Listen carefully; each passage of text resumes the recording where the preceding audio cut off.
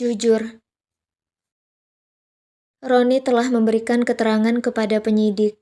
Ia mengatakan apa yang ia rasa dan apa yang ia lihat sejujurnya. Kemudian ia berniat datang ke rumah korban untuk meminta maaf, sekaligus ikut berbelasungkawa. Tapi ia harus melihat keadaan ibunya terlebih dahulu. Dengan perasaan sedikit tenang, ia melangkahkan kaki mendekat ke ruang Bu Rani. Assalamualaikum Bu, salam Roni. Terlihat Bu Rani selesai makan dengan ditemani salah satu perawat. Waalaikumsalam, dari mana kamu? Tanya Bu Rani tanpa basa-basi. Roni sedikit menelan ludah pelan, sedangkan sang perawat pamit untuk melanjutkan aktivitasnya. Tadi ada pekerjaan sebentar Bu. Maaf, aku tidak pamit atau telepon ibu dulu. Ucap Roni sedikit merasa bersalah. Duduk di sini, di samping ibu. Pinta Bu Rani menepuk tempat kosong di sampingnya. Roni mendekat, namun tidak berani menatap mata Bu Rani. Kenapa menunduk? Roni menggeleng. Ada hal yang ingin kamu sampaikan kepada ibu? Tanya Bu Rani lagi. Roni terdiam. Sesaat keheningan menyelimuti ruang itu. Hingga Roni berani buka suara. Roni mau minta maaf sama ibu. Ucap Roni dengan lirih. Kenapa minta maaf sama ibu? Apa kamu melakukan sebuah kesalahan? Roni bingung. Ia ingin berkata jujur kepada ibunya. Tapi ia juga takut akan membuat kondisi sang ibu kembali melemah. Jujur saja Ron, ibu tidak akan marah. Sambung Bu Rani. Roni tidak sengaja. Gantung Roni. Bu Rani menatap wajah Roni dengan seksama. Ia menunggu Roni menyelesaikan ucapannya. Tidak sengaja menabrak seseorang hingga meninggal. Ucap Roni dengan lancar. Bu Rani diam membeku mendengar ucapan Roni. Perkataan yang ia dengar dari beberapa perawat nyatanya benar. Dan kebenaran itu keluar sendiri dari mulut Roni. Kamu serius? Iya Bu, Roni minta maaf Bu. Roni tidak sengaja. Roni menangis sambil memegang kedua tangan ibunya. Kamu benar-benar menabraknya? Bukan aku yang membawa mobil tersebut, tapi Pak Sigit. Tapi ini juga kesalahan aku. Seandainya aku tidak meminta Pak Sigit menambah kecepatan mobil, mungkin tabrakan ini bisa terhindari. Ucap Roni dengan tangis yang semakin terisak. Kamu mau kemana? Kenapa harus terburu-buru? Aku mau lihat ibu. Dokter Farhat menelpon jika ibu pingsan. Dengan cepat aku meminta Pak Sigit untuk mengantar ke sini. Namun di tengah perjalanan, tabrakan itu terjadi. Terang Roni. Tanpa sadar, air mata Bu Rani turun. Ia dibuat terkejut dengan kejadian ini. Apalagi ia mengetahui korban yang Roni tabrak itu. Kamu sudah bertanggung jawab? Tadi Roni ke kantor polisi untuk memberi keterangan. Dan setelah ini mau ke rumah korban untuk meminta maaf kepada keluarga korban secara langsung. Suasana dari pagi hingga malam itu sangat sendu. Mendung tapi tidak hujan. Semesta seakan-akan turut berduka dan merasakan apa yang terjadi. Di kediaman Pak Lukman, sangat ramai orang yang berdatangan. Banyak orang yang Salma tidak kenal datang ke pemakaman ayahnya. 2 jam yang lalu, Pak Lukman dimakamkan di samping makam Bu Arin, ibu Salma. Berat bagi Salma untuk menerima hal ini. Ingin rasanya ia menunda pemakaman ayahnya. Namun ia paham dalam agamanya tidak baik membuat jenazah menunggu. Ia masih berusaha untuk menerima semua yang terjadi. Salma juga sudah tahu jika yang menabrak ayahnya adalah sopir bupati kotanya. Salma ingin sekali marah. Ia ingin sekali meluapkan semua ketidakterimaan ini kepada sang bupati. Tapi ucapan Rizka membuat dirinya mengurungkan niatnya. Pak Lukman itu orangnya baik banget. Saya dulu ingat sekali, pertama kali bertemu beliau. Beliau membantu saya mendapatkan pekerjaan. Padahal waktu itu saya mau mencuri tasnya. Tapi beliau tidak marah sama sekali. Cerita salah satu pelayat. Salma yang memang sejak tadi di luar untuk menenangkan pikiran, mendengar hal tersebut sedikit membuat hatinya tenang. Iya betul, tadi sebelum akhirnya beliau ditabrak, beliau sempat sholat duha sama saya.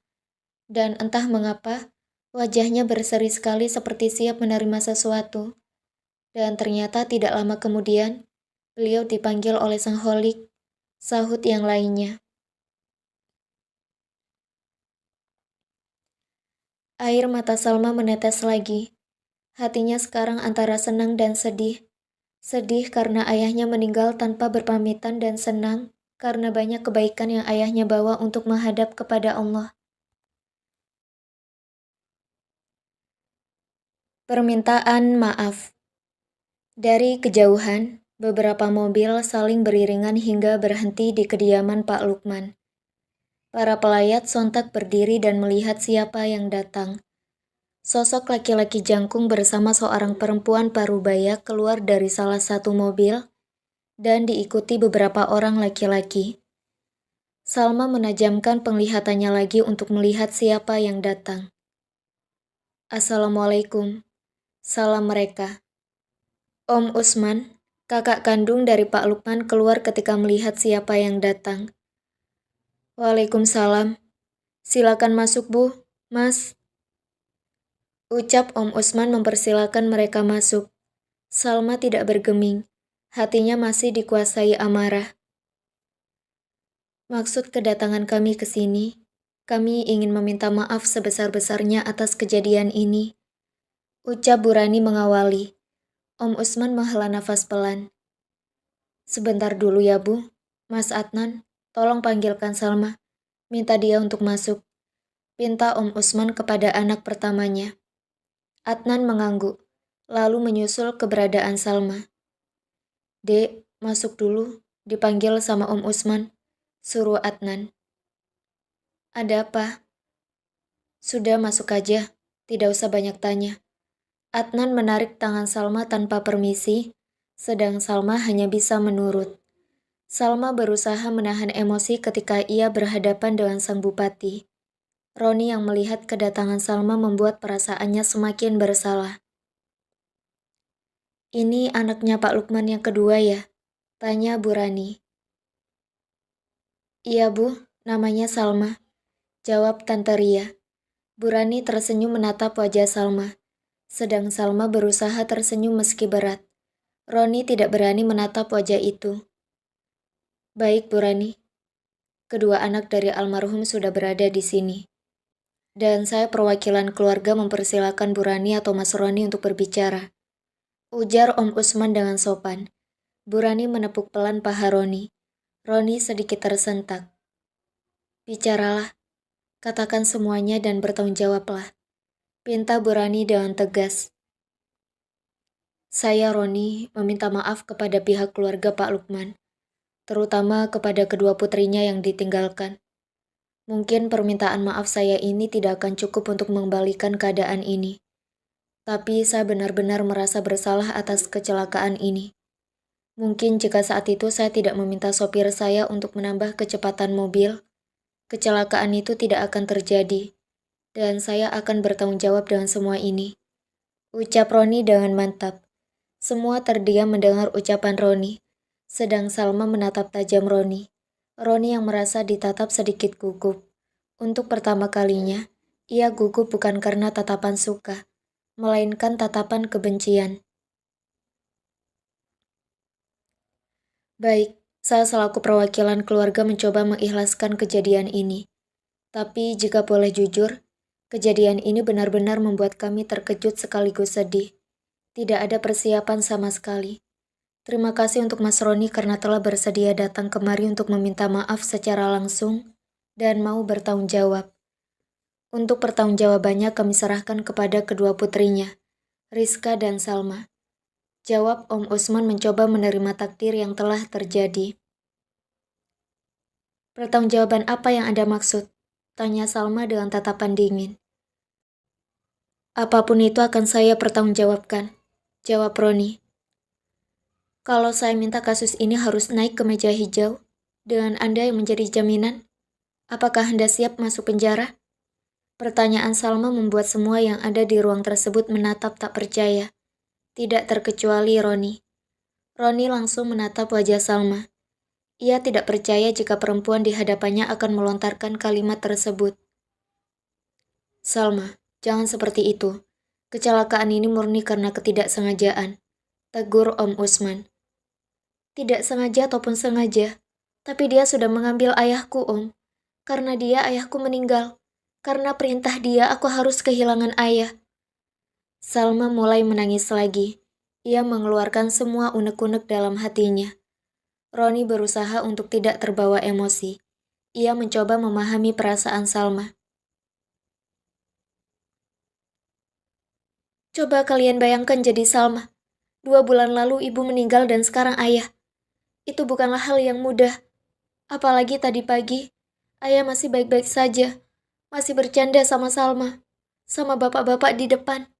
Tapi siangnya ayah harus pulang dengan nyawa yang sudah melayang karena perintah itu. Ungkap Salma. Rizka berusaha menenangkan Salma dengan mengelus punggung Salma.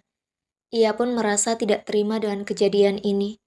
Tapi karena suaminya mengatakan bahwa ayah meninggal dengan 1 juta kebaikan bahkan lebih, banyak orang yang mengiring pemakaman ayah, dari pemulung hingga para kiai datang. Itu menandakan bahwa Pak Lukman orang yang baik. Membuat Rizka berusaha mengikhlaskan apa yang telah terjadi. Sudah, Dek. Adik tenang dulu. Kamu gak bisa menyalahkan perintahnya. Kamu belum tahu alasannya apa. Sahut Rizka. Apapun alasannya, Mbak. Tidak seharusnya seperti itu. Seloroh Salma. Om Usman dan Tante Ria tampak berpikir keras. Mereka bingung harus mengatakan apa lagi. Bu Rani juga terdiam tidak mampu bersuara. Apalagi Roni, ia sudah pasrah dengan apapun konsekuensinya. Tiba-tiba, Assalamualaikum. Salam seseorang membuat semuanya menoleh ke arah pintu. Waalaikumsalam. Seorang laki-laki berbaju koko putih dan berpeci hitam datang. Nak Albi, silakan masuk nak. Om Usman mempersilakan masuk laki-laki tersebut. Dengan sopan, Albi menyalim semuanya, lalu duduk di samping Adnan. Maaf Om, Tante, jika kedatangan saya mengganggu. Sepertinya ini ada masalah keluarga. Saya lebih baik di luar saja ya. Ucap Albi sedikit tidak enak ketika melihat Roni. Tidak Albi, kamu di sini saja. Kami sudah menganggap kamu seperti keluarga. Kamu jangan sampai lupa dengan pesan Om Lukman. Ucap Om Usman mengingatkan. Albi Ardana Prabagaskoro, seorang laki-laki yang beberapa bulan ini dekat dengan Salma. Bahkan mereka sudah merencanakan acara lamaran yang rencananya akan dilangsungkan akhir bulan ini. Luluh. Tangis Salma mulai mereda ketika kedatangan Albi. Albi menatap Salma dengan tatapan sendu. Om, Tante, semuanya, saya minta maaf ya, karena baru datang malam ini. Ucap Albi. Tante Ria tersenyum.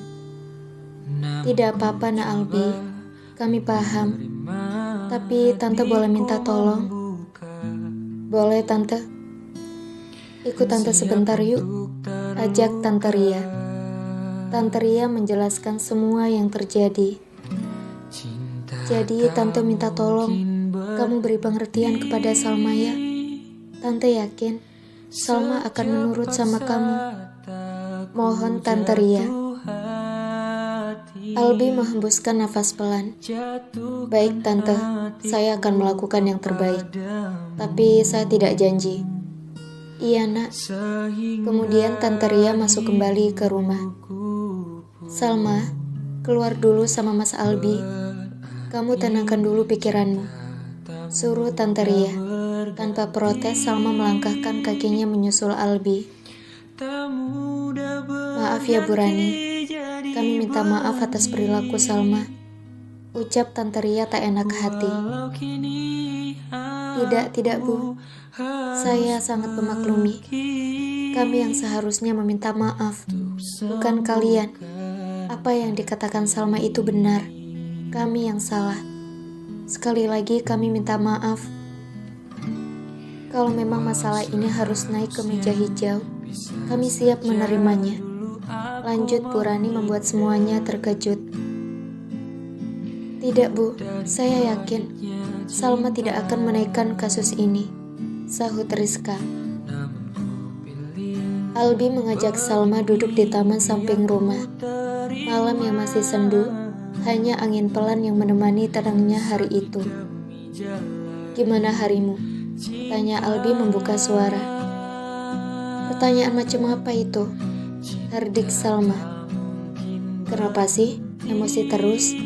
Kata Tante Ria, dari tadi kamu marah-marah. Ucap Albi mencoba mencairkan suasana. Tidak, aku tidak marah. Kalau tidak marah, kenapa mulutnya gitu? Tidak senyum sama sekali. Aku datang tidak ada senyum sama sekali. Ucap Albi membuat Salma menoleh. Ya, kamu pikir aku masih bisa senyum dalam posisi seperti ini? Kesal Salma. Albi hanya tersenyum mendengar. Kenapa senyum? Mas tidak tahu perasaanku ya? Tanya Salma sedikit menahan tangis. Bukan aku tidak tahu perasaanmu. Tapi aku senyum karena aku tahu ayah meninggal dengan sejuta kebaikan meski kesannya mendadak. Namun itu semua sudah diatur sama Allah. Salma mencoba mencerna perkataan Albi. Coba kamu lihat, bapak-bapak yang lagi duduk di sana. Tunjuk ke Albi. Salma mengikuti perintah Albi. Kamu kenal mereka? Sambung Albi. Salma menggeleng. Mereka itu tukang becak yang selalu ayah kunjungi jika ayah sholat di Masjid Agung. Mereka merasa kehilangan atas kepergiannya ayah. Karena apa? Kamu tahu? Tanya Albi membuat Salma bingung. Karena apa? Karena ayah selalu berbuat baik kepada mereka. Ayah tidak pernah memandang mereka rendah. Ayah sering membantu mereka jika sepi pelanggan. Tidak hanya itu, ayah juga banyak membantu orang lainnya, seperti anak-anak rumah singgah. Mereka bisa tinggal di sana karena bertemu dengan ayah dan ibu. Kalau mereka tidak dipertemukan, mungkin anak-anak rumah singgah masih keluyuran di jalanan. Ayah meninggalkan sejuta kebaikan dan insya Allah di sana, ayah berada di sisi yang terbaik. Dan kamu seharusnya mampu mengikhlaskan hal tersebut. Terang Albi memberikan pengertian kepada Salma. Tapi Mas, tidak seperti ini yang aku inginkan. Lalu kamu ingin seperti apa? Setiap jiwa yang hidup pasti akan mati. Dan matinya pun memiliki jalan sendiri. Kamu ingin ayah meninggal dengan apa? Dengan sakit bertahun-tahun dan kamu menangis setiap hari? Potong Albi mulai tegas. Bukan Mas, bukan seperti itu. Salma mulai terisak kembali. Albi paham perasaan Salma saat ini. Bukan hal yang mudah ditinggalkan kedua orang tua dalam waktu yang berdekatan. Ia tidak menyalahkan perasaan itu. Albi memberikan waktu agar Salma mampu melegakan hatinya. Sudah cukup nangisnya? Tanya Albi ketika suara tangis Salma tidak terdengar lagi. Salma mengangguk. Oke, aku hanya ingin tanya, mana Salma yang aku kenal? Salma yang hatinya seluas samudra, Salma yang mampu bersabar, Salma yang tidak mudah emosi. Kira-kira perginya Salma itu kemana ya? Karena yang sekarang di hadapanku Salmanya mudah emosi. Sabarnya setipis tisu yang dibagi-bagi. Mulai berpikir negatif terus. Beda dengan Salma yang dulu. Ucap Albi memancing Salma. Memang sekarang aku mudah emosi. Pertanyaan polos keluar dari mulut Salma. Ya, kamu pikir tadi marah-marah di depan bupati itu tidak mudah emosi? Ini akan menjadi sebuah sejarah. Ada seorang guru PAUD berani memarahi seorang bupati. Dan bupati itu hanya diam, tidak membantah. Di atas bupati masih ada kamu, sambung Albi, membuat Salma sedikit menahan tertawa karena mendengar cara bicara Albi yang seperti presenter berita. Kalau mau ketawa, ketawa aja. Sebelum ketawa itu dilarang, sindir Albi. Salma memukul Albi dengan buket bunga di tangannya. Aduh, wah parah ini. Sekarang guru PAUD-nya memukul masyarakat sipil yang tidak bersalah. Ucap Albi mendramatisir. Hahaha, sudah mas, aku gak kuat. Salma mulai tertawa dengan tingkah Albi. Nah, gitu dong. Ini baru Salma yang aku kenal. Kalau tadi sepertinya kerasukan jin ifrit, cetus Albi. Enak aja jin ifrit. Orang cantik kayak gini masa kerasukan, seloroh Salma. Albi tersenyum lalu berkata, jadi kalau gak mau kerasukan, tetap kekeh ingin memenjarakan Mas Bupati? Salma terdiam, senyumnya pudar seketika. Gak tahu. Mas Bupati sudah siap untuk mempertanggungjawabkan semua ini. Tapi kamu juga harus berpikir. Jadi dia itu serba salah. Kamu tahu kenapa? Salma menggeleng. Karena bukan dia yang mengendarai mobil itu. Terus kejadiannya itu juga sebuah ketidaksengajaan. Mobilnya ingin menghindari namun takdirnya seperti itu. Ucap Albi. Mas Bupati juga tidak ingin hal itu terjadi. Karena posisinya saat itu, ia terburu-buru ketika dapat informasi jika ibunya pingsan. Coba kamu berada di posisinya. Kamu mendengar jika ibumu pingsan. Pasti kamu akan melakukan hal yang sama. Sambung Albi membuat Salma terkejut. Salma memang belum tahu alasan mengapa Roni meminta menambah kecepatan mobil. Berarti dia tidak sepenuhnya salah. Tidak, Salma. Ini benar-benar ketidaksengajaan. Kamu sudah dengar penjelasan dari Mas Roni atau Pak sopir yang mengendarai mobil tersebut? Tanya Albi. Belum. Nah kan, kamu saja belum mendengar runtut kejadiannya seperti apa. Apa kamu juga sudah tahu gimana keadaan sopir tersebut? Karena yang aku dengar, sopirnya ditahan padahal sopir itu punya anak bayi. Ungkap Albi membuat Salma semakin terkejut. Salma menatap Albi tidak percaya. Tanpa membalas ucapan Albi, Salma melangkahkan kaki masuk ke dalam rumah. Albi tersenyum melihatnya. Semua sedikit terkejut melihat Salma berlari masuk ke rumah. Salma pun duduk kembali di hadapan Roni. Roni hanya bisa diam dan menunduk. Dia benar-benar meninggalkan diri sebagai seorang bupati. Di hadapan Salma, Roni tidak ada apa-apanya. Ada apa Salma? Tanya Om Usman. Jangan menunduk, tatap mata saya Bapak Bupati yang terhormat. Pinta Salma membuat yang lain keheranan. Roni pun dengan sedikit ragu mendongak, hingga tepukan di bahu membuatnya menatap Salma. Kalau saya memenjarakan Anda, apa Anda siap meninggalkan jabatan Anda? Pertanyaan Salma membuat semuanya terkejut tak terkecuali Albi. Damai. 4 hari telah berlalu sejak kepergian Pak Lukman. Kini Salma berada di kantor polisi untuk melanjutkan kasus ini. Ditemani Rizka dan Adnan. Seorang laki-laki keluar ditemani dengan salah satu polisi. Tiba-tiba laki-laki tersebut berlari dan bersimpuh di hadapan Salma. Salma terkejut melihatnya. Mbak, saya minta maaf. Maafkan saya. Mbak boleh hukum saya.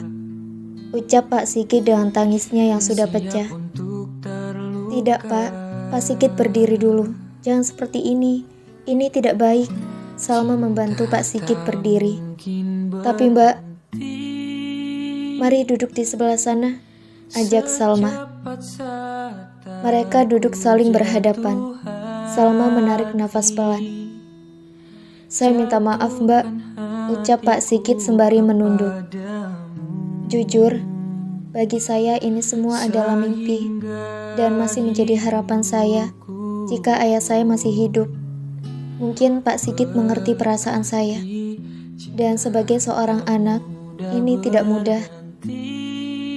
Tapi saya juga tahu, hal ini bukan keinginan Pak Sigit. Tidak ada orang yang ingin menyalahkan orang lain. Dan ini pasti tidak mudah bagi Pak Sigit. Posisi kita sama-sama merasa bersalah. Dan kalau Pak Sigit meminta maaf kepada kami, jujur kami sudah memaafkan dan kami mencoba untuk mengikhlaskan. Jelas Salma berusaha tegar. Terima kasih Mbak, saya janji akan mempertanggungjawabkan semua ini. Jika saya masuk penjara, saya siap.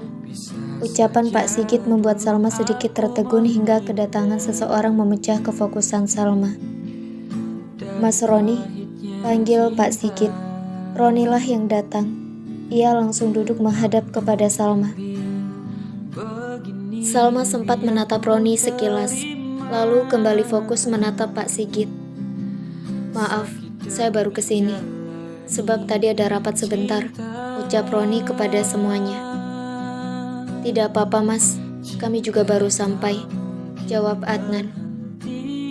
Salma bisa lanjut, titah Adnan. Pak Sigit yakin dengan ucapannya. Pak Sigit mengangguk mantap. Saya sangat yakin mbak, sudah seharusnya saya bertanggung jawab. Salma mengangguk. Tapi Salma sedikit menggantung ucapannya. Semua yang di sana menatap wajah Salma dengan serius. Tapi saya tidak setega itu untuk memenjarakan Pak Sigit. Saya tahu Pak Sigit mempunyai seorang anak bayi. Anak itu masih butuh Pak Sigit. Sudah 4 hari ini Pak Sigit berada di sini. Jadi saya putuskan untuk tidak melanjutkan kasus ini. Saya anggap kasus ini selesai dan saya ingin Pak Sigit tidak ada catatan hitam di SKCK. Putus Salma membuat Roni terkejut. Adnan dan Rizka tersenyum mendengar tersebut, karena mereka yakin adiknya tidak akan setega itu kepada orang lain. Mbak Salma, ini serius? Tanya Pak Sigit memastikan. Iya Pak, saya serius. Pak Ari, bisakah jika hari ini Pak Sigit bebas? Karena sedari awal saya sendiri tidak membuat laporan apapun itu. Salma bertanya kepada polisi yang menangani peristiwa ini. Bisa mbak, karena keluarga korban sudah mau berdamai dan tidak dinaikkan kasus ini, jadi Pak Sigit boleh pulang. Ucap Pak Ari membuat Salma tersenyum. Pak Sigit berjalan mendekat kepada Salma. Ia bersimpuh lagi di depan Salma. Salma yang merasa itu terlalu berlebihan, ia membantu Pak Sigit berdiri. Pak Sigit, tidak perlu seperti itu. Itu terlalu berlebihan, kata Salma. Tidak mbak, saya berterima kasih kepada Mbak Salma. Saya tidak tahu harus bicara apa lagi. Kalian sangat baik kepada saya, ucap Pak Sigit mulai menangis. Sudah seharusnya Pak, kita harus baik kepada semuanya tanpa memandang dia siapa. Saya maafkan Pak Sigit, dan satu pesan saya, jika berkendara tetap perhatikan keselamatan diri sendiri dan orang lain. Jangan sampai ada kejadian seperti ini lagi. Saya ikhlaskan ayah saya. Ucapan Salma membuat Roni kagum. Ia tidak habis pikir ada orang seperti ini. Ayahnya meninggal karena ditabrak dan ia masih mampu memaafkan orang yang menabraknya. Sekarang Pak Sigit bisa pulang. Anak istri Pak Sigit pasti menunggu di rumah, pinta Salma. Pak Sigit mengangguk lalu menjabat tangan Adnan, Rizka dan Salma bergantian. Terima kasih Mas Adnan, Mbak Rizka. Saya tidak tahu lagi apa yang harus saya balaskan kepada kalian, ucap Pak Sigit dengan tulus. Pak Sigit tidak perlu membalas dengan apapun itu. Cukup doakan ayah kami tenang di sana, balas Rizka. Pak Sigit tersenyum, lalu mendekat kepada Roni. Mas Roni, saya minta maaf karena kecerobohan saya. Mas Roni terlibat dalam tragedi ini. Sesal Pak Sigit. Tidak apa-apa Pak, seharusnya saya yang minta maaf. Karena perintah saya, kecelakaan ini terjadi. Roni mengelus pelan bahu Pak Sigit. Sekarang Pak Sigit boleh pulang. Anak dan istri Bapak pasti menunggu, ucap Roni lalu bersalaman dengan Pak Sigit. Setelah Pak Sigit pergi, Roni menatap Salma dengan tatapan sendu. Ia masih merasa bersalah. Mas, Mbak, saya boleh berbicara dengan Salma empat mata? Tanya Roni meminta izin. Boleh mas, silakan, balas Adnan mempersilakan. Salma mengernyitkan dahi menatap Roni. Boleh, tanya Roni menatap Salma. Salma mengangguk, lalu mengekor langkah Roni. Langkah mereka berhenti di taman samping kantor Polres. Ada apa? Tanya Salma tanpa basa-basi. Sekali lagi saya minta maaf sebesar-besarnya sama kamu. Dan terima kasih sudah berbesar hati untuk tidak melanjutkan kasus ini. Tapi saya akan tetap bertanggung jawab dengan mengurus semua biaya pemakaman hingga acara doa bersama. Ucap Roni dengan tulus. Tidak perlu Pak Bupati. Sebelumnya terima kasih. Saya dan keluarga masih mampu untuk membiayai semua itu. Tolak Salma dengan halus. Tidak, saya mohon. Terimalah. Saya harus bertanggung jawab. Saya sangat merasa bersalah. Izinkan saya menebus semuanya. Pinta Roni membuat Salma sedikit berpikir. Kenapa Anda begitu kekeh ingin bertanggung jawab sedangkan saya sudah tidak ingin melanjutkan perkara ini? Tanya Salma sedikit bingung. Karena saya benar-benar merasa bersalah. Saya mohon, ucap Roni dengan menangkupkan kedua tangannya. Salma menghembuskan nafas pelan. Baik, saya izinkan. Tapi setelah ini, saya harap tidak berurusan lagi dengan Anda. Cukup sampai di sini, ucap Salma dengan tegas. Salma berkata seperti itu karena ia melihat berita di media-media dan hampir rata-rata mendukung sang bupati. Salma sedikit muak dengan hal itu. Apalagi jika ada judul berita yang terlalu menyudutkan ayahnya. Iya, terima kasih banyak. Setelah itu, Salma dan Roni berpisah. Salma melanjutkan aktivitasnya mengunjungi rumah singgah, sedangkan Roni lanjut melakukan aktivitas kerjanya. Ikhlas. Waktu telah berlalu. Salma sudah kembali lagi dengan aktivitas normalnya. Setelah kurang lebih 2 minggu ia izin tidak masuk kerja, akhirnya ia memutuskan kembali masuk. Dengan semangat yang baru, ia memulai kehidupannya kembali. Salma, semangat, ucap Salma sambil menatap pantulan wajahnya di kaca. Nah, gitu dong semangat. Ini baru adiknya Mbak Rizka, sahut Rizka dengan bahagia. Salma menoleh lalu tersenyum manis. Pastinya Mbak, aku kangen banget sama anak-anak. Sudah lama aku gak ketemu mereka, ucap Salma dengan bahagia. Rizka tersenyum. Pasti mereka juga kangen sama ustazanya yang cantik ini. Senyum Salma semakin lebar. Ia benar-benar bersemangat dalam menyambut hari.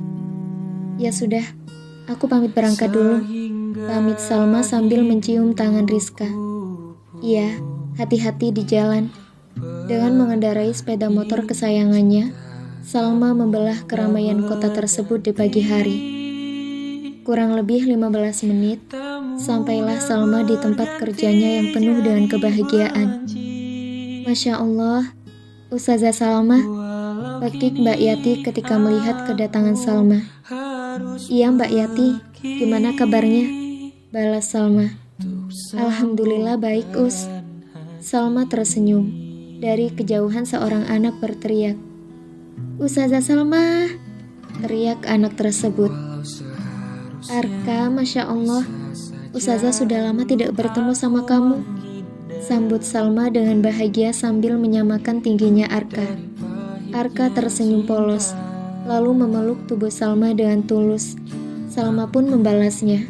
Ia benar-benar rindu dengan suasana sekolah ini. Padahal ia hanya meninggalkan sekolah ini selama 10 hari. Belum sebulan atau selamanya.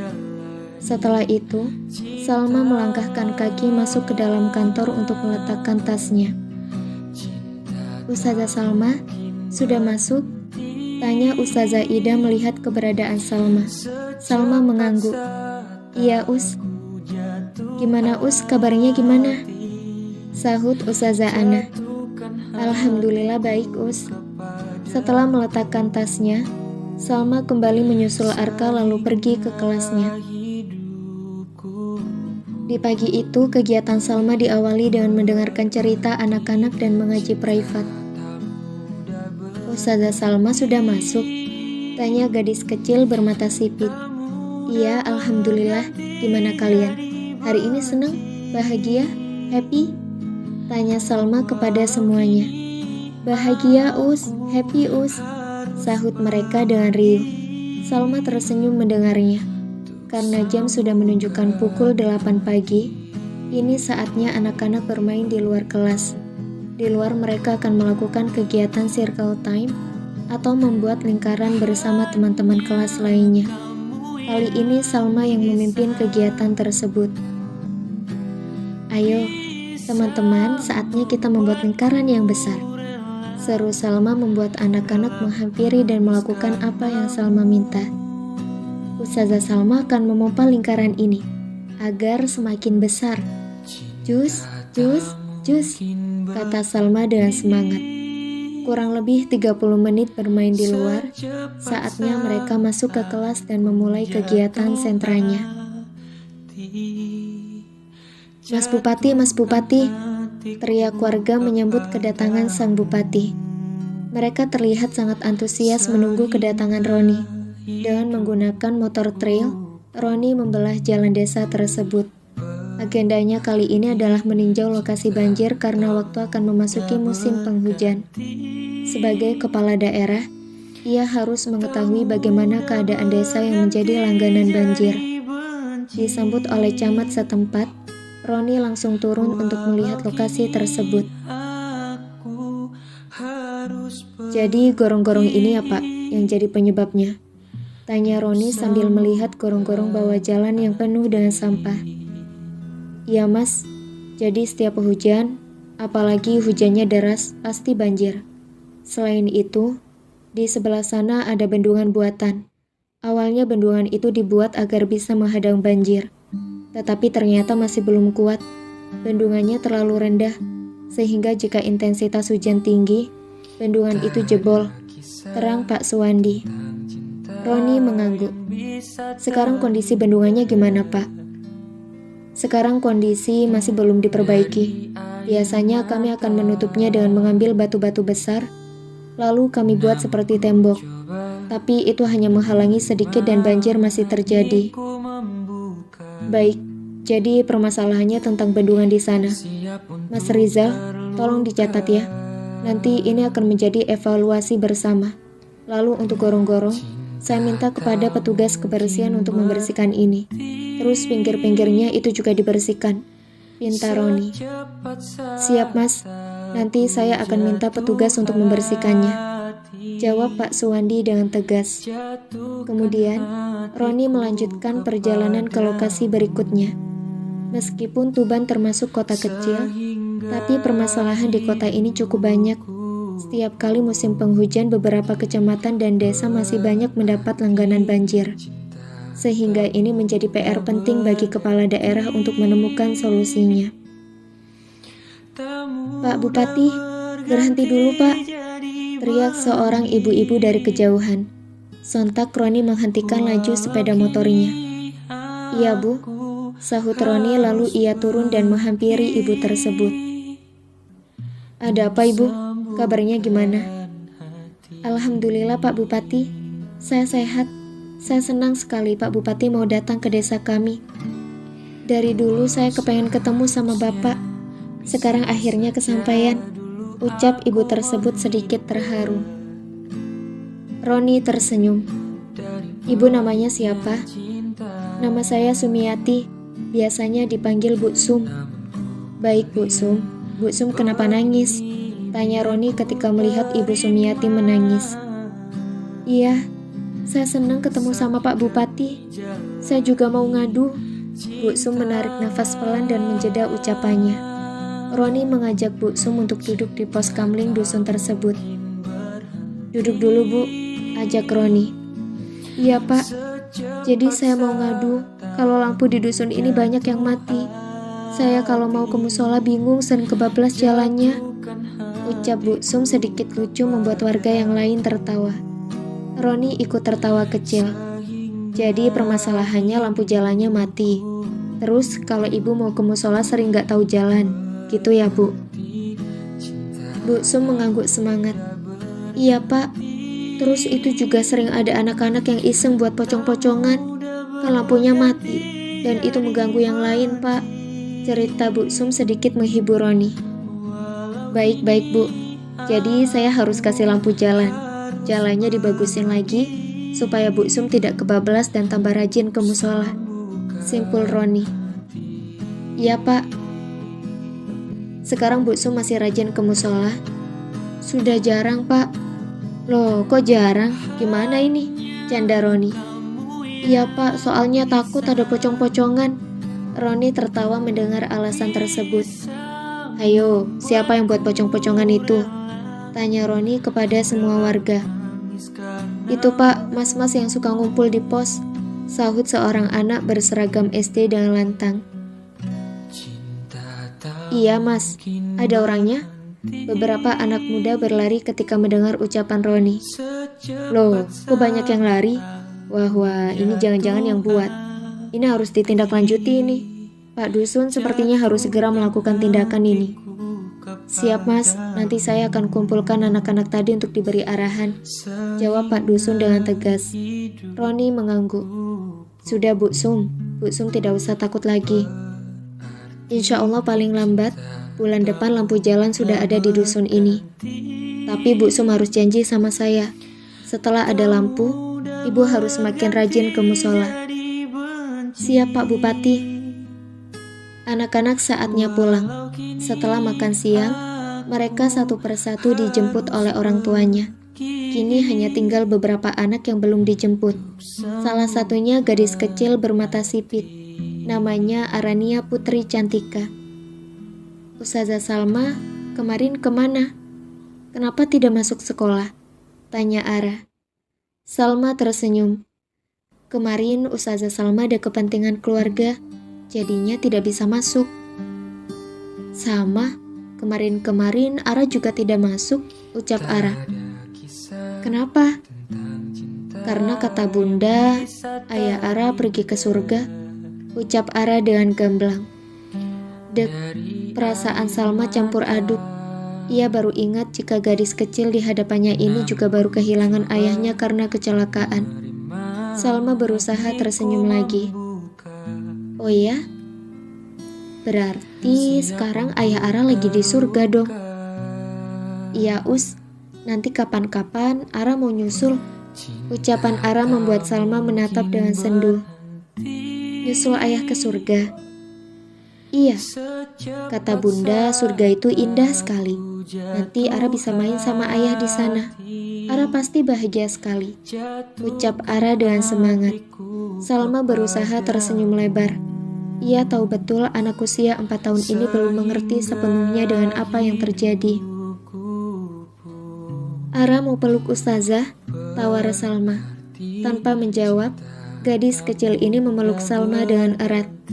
Dalam hati, Salma berkata, kamu anak baik, kamu anak yang luar biasa. Ustazah yakin kalau kamu akan menjadi orang hebat dan pasti membuat ayahmu tersenyum di atas sana. Jadi gimana guys? Kita tetap melanjutkan program Kakak Peduli Goes to Bandung dan kota-kota lainnya? Tanya Nia, salah satu sahabat Salma. Jadilah, masa iya nggak jadi? Sahut Rizky. Tapi masalahnya ini masih suasana berkabung. Salma saja sudah lama gak kumpul sama kita, ungkap Nia. Iya sini, tapi kalau kita gak lanjut, gimana sama teman-teman yang sudah mendaftar? Kasihan mereka. Ucapan Rizky membuat mereka terdiam dan sibuk dengan pikiran masing-masing. Sudah, saat ini kita jangan pikirin itu dulu. Aku yakin Salma tetap akan melanjutkan program ini, ucap Sinta memecah keheningan. Semuanya mengangguk setuju. Mas Bupati ternyata sudah kembali bertugas. Celetuk Raihan membuat semuanya menoleh. Maksudmu, Rey? Iya, Sin. Ini aku lihat di Instagramnya Kabupaten Tuban. Mas Bupati sudah kembali aktif setelah insiden itu. Terang Rey. Salma juga sudah masuk kerja. Tapi aku kasihan sama Salma deh. Nia menunjukkan wajah sedihnya. Kasihan kenapa? Kalian masa nggak tahu tentang berita di luar sana yang banyak memojokkan Om Lukman dan mendukung Mas Bupati? Padahal mereka belum tahu kebenarannya seperti apa. Beber Nia. Sinta berdecak. Yes, benar. Kesel aku sama netizen. Apalagi sama media-media kayak gitu. Mereka terlalu mendramatisir judul berita. Mas Bupati juga, dia nggak pernah mengklarifikasi apa yang terjadi. Ya, meskipun sudah berdamai, Tapi tetap aja, seharusnya masalah ini dibereskan ke publik, geram Sinta. Ya gimana, namanya juga berhadapan sama orang yang paling berkuasa di kota ini. Kita yang masyarakat biasa, bisa apa? Sahut Indra. Setuju, untuk menghadapi mereka lebih baik diam, karena sama saja. Diam salah, speak up semakin salah, serba salah, timpal Rizky. Tertunda. Sore menjelang malam, Salma dan Albi duduk bersama di taman rumah Salma. Mereka saling diam, sibuk dengan pikiran masing-masing, hingga Albi membuka suara. Kita tunda dulu ya rencana lamaran ini, ucap Albi dengan pandangan lurus ke depan. Salma menoleh dan sedikit menarik nafas. Gak apa-apa kan?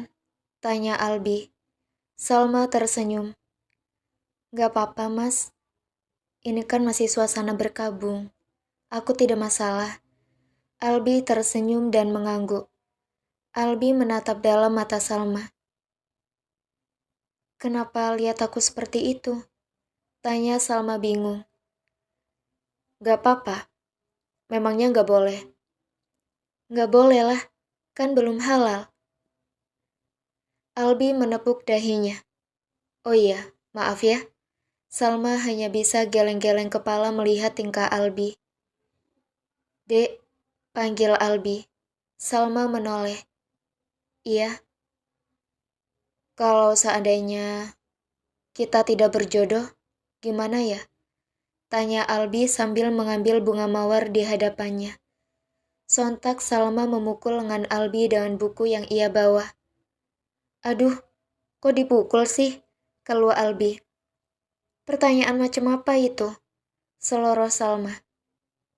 Gak mungkin kita gak jodoh. Aku yakin kita berjodoh. Sambung Salma dengan yakin. Andai, aku berkata seandainya. Berarti kamu berharap kita tidak berjodoh? Tanya Salma. Tidak, bukan seperti itu. Kamu tahu mas, kenapa aku kekeh ingin kamu menjadi jodohku?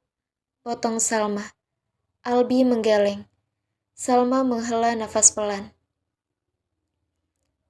Karena kamu adalah satu-satunya laki-laki yang ayah percaya untuk menjagaku. Tak hanya itu, kamu juga adalah laki-laki terakhir yang ayah temui dan sudah berjanji untuk menjagaku. Aku selalu berdoa, semoga Allah mengabulkan itu dan kamu bisa menjaga amanah ayah. Ucap Salma sedikit sendu. Albi terdiam. Entah mengapa, ia tidak yakin dengan semua ini. Hati dan pikirannya tidak selaras, seperti ada sesuatu yang mengganjal. Mas, Mas Albi? Halo? Panggil Salma membuat Albi tersadar.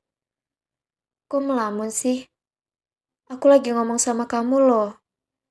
Gerutu Salma. Albi menggaruk tengkuknya yang tidak gatal sambil tersenyum. Iya, maaf ya. Kenapa melamun sih? Ada masalah di kantor? Tanya Salma dengan heran. Albi menggeleng. Tidak, di kantor aman semuanya. Aku hanya berpikir jika kita sudah menikah, pasti kamu akan manja sekali denganku. Ucap Albi sambil menatap langit senja. Salma terkekeh. Kalau itu pasti, aku harus manja. Karena semandiri-mandiri perempuan, jika sudah bertemu dengan sosok laki-laki yang mampu menjaganya, maka akan keluar sifat manjanya. Jadi nanti kamu harus bersabar ya. Albi hanya mengangguk-ngangguk. Hari semakin sore, bahkan sinar matahari mulai ditelan gelapnya malam.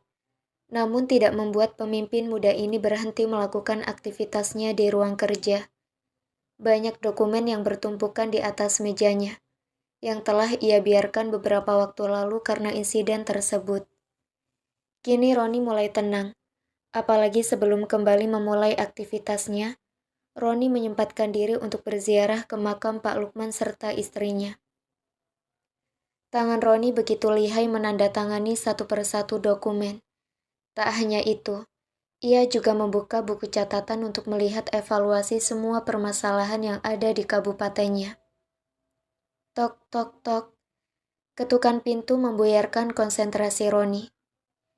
Ia masuk, pinta Roni. Seorang perempuan parubaya masuk. Iya, Bi Inah, ada apa? Itu Pak, ada Mbak Nadia, ucap Bi Inah dengan sopan. Suruh masuk ya Bi, terima kasih, perintah Roni.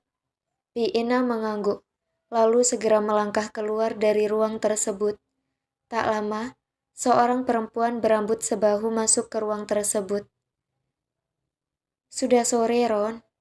Pacaran terus sama kertas-kertas itu, sindir Nadia ketika melihat aktivitas Roni. Roni tersenyum. Ya gimana, ini sudah tanggung jawabku. Kamu duduk dulu, aku mau menyelesaikan dokumen ini dulu, sambung Roni. Nadia mengambil posisi di depan Roni.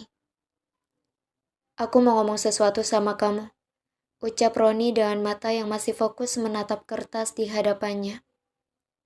Mau ngomong apa? Sebentar, aku selesaikan ini dulu. Tak lama kemudian, alhamdulillah selesai. Duduk di sebelah sana yuk, ajak Roni sambil berjalan menuju sudut ruang untuk menerima tamu. Nadia mengikuti langkah Roni. Mau ngomong apa sih? Kayaknya penting sekali, tanya Nadia mulai penasaran. Roni menghela nafas pelan. Aku ingin menunda acara lamaran kita ya, ucap Roni dengan lancar. Sontak Nadia menatap tajam wajah Roni. Kenapa ditunda? Roni terdiam lalu membalas tatapan Nadia. Iya, karena aku tidak mungkin melamarmu setelah insiden kemarin, Nat. Tidak hanya itu, pekerjaanku banyak yang menumpuk dan aku harus fokus dengan hal tersebut. Terang Roni. Enggak bisa gitu dong, Ron. Kita sudah merencanakan hal ini dari jauh-jauh hari. Dan dengan seenaknya kamu membatalkannya. Sela Nadia. Aku tidak membatalkannya. Tapi kita tunda dulu beberapa waktu lagi. Setelah semuanya tenang dan kembali seperti semula. Sahut Roni. Apapun itu, Ron. Kamu gak bisa seperti ini. Yang kena musibah itu keluarga perempuan itu. Bukan kamu. Ngapain kamu ikut-ikut? Kamu gak ada urusan lagi sama dia. Ucap Nadia sedikit keras. Nat, ini gak ada hubungannya dengan perempuan itu.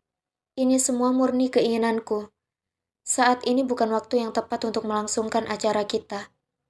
Kamu ingat, Nat, aku sudah melamarmu di depan keluargamu. Dan acara ini dibuat hanya untuk formalitas. Roni menarik nafas berat. Dari awal aku sudah bicara sama kamu, kalau aku tidak ingin ada acara seperti itu. Tapi akhirnya, aku mau karena kamu. Kamu yang minta dan aku mencoba mewujudkannya. Dan sekarang, aku minta sama kamu untuk tunda dulu sebentar. Aku sudah bicara dengan orang tuamu. Mereka setuju. Aku mohon kamu paham ya. Lanjut Roni. Nadia terdiam.